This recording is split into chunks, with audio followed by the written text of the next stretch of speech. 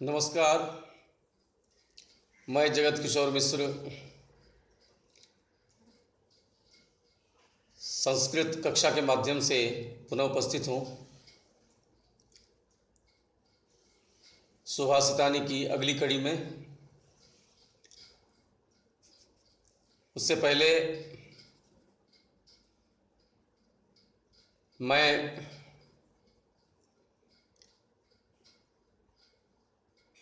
आप सबों के चिर स्वास्थ्य के लिए, आपके सपरिवार के चिर स्वास्थ्य के लिए ईश्वर से प्रार्थना करता हूँ कि इस आपदा की घड़ी में वो आपकी और आपके सपरिवार की रक्षा करें। पश्चात मैं अपनी कक्षा आरंभ करता हूँ। आज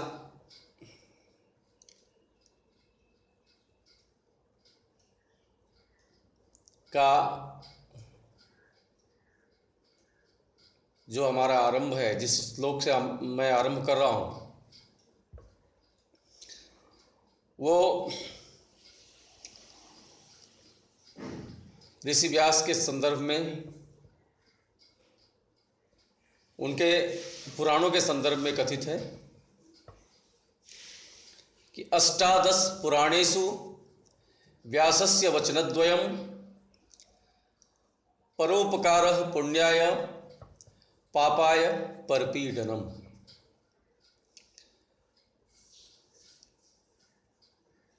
जहाँ तक मैं समझता हूँ सबको ज्ञात है कि पुराणों की रचना ऋषि वेदव्यास जी ने की है। तो उनके द्वारा रचित 18 पुराणों में उनकी दो बातें सन्निहित है। एक तो यह कि परोपकार क्यों होता है, तो इसमें दिया है, इस श्लोक में कहा गया कि परोपकार पुण्याय। निश्चित रूप से कि दूसरों पर किया गया उपकार परोपकार कहलाता है। तो परोपकार निस्संदेह किसी की भलाई के लिए किया जाता हो, अर्थात परोपकार क्या है? पुण्यदायी है, पुण्य कारक है, मंगल कारक है। इसमें सबकी भलाई समाई हुई, अर्थात परोपकार पुण्य के लिए किया जाता है।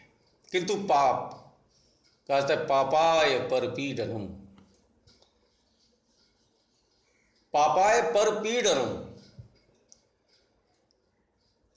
पाप शब्द ही लोगों को अचंभित करता है। एक अभिशप्त शब्द जैसा प्रतीत होता है,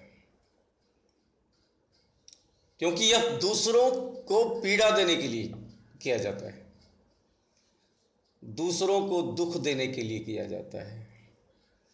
पाप से कभी किसी की भलाई नहीं हो सकती, वह दूसरों की पीड़ा के लिए,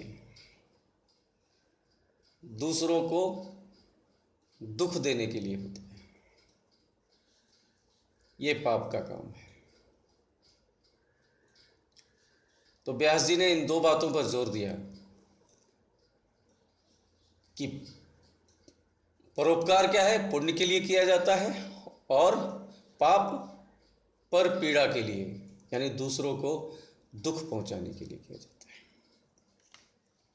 तीसरे पद में व्यास जी ने कहा कि अनाहुतः प्रविशति अपृष्टो बहुभाषति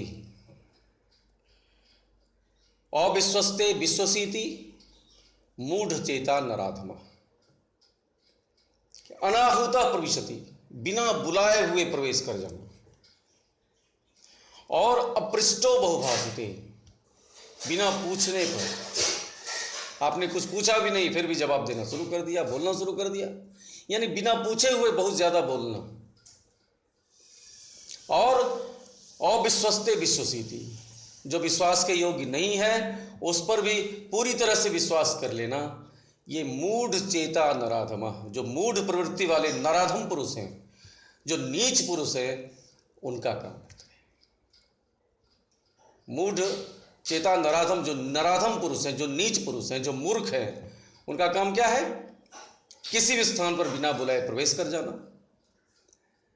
कहीं भी टांग अड़ा देना, अनावश्यक वार्तालाप करना, बहुत ज़्यादा बोलना, अपने आप को होशियार साबित करना, बहुत ज़्यादा बुद्धिमान साबित करना, और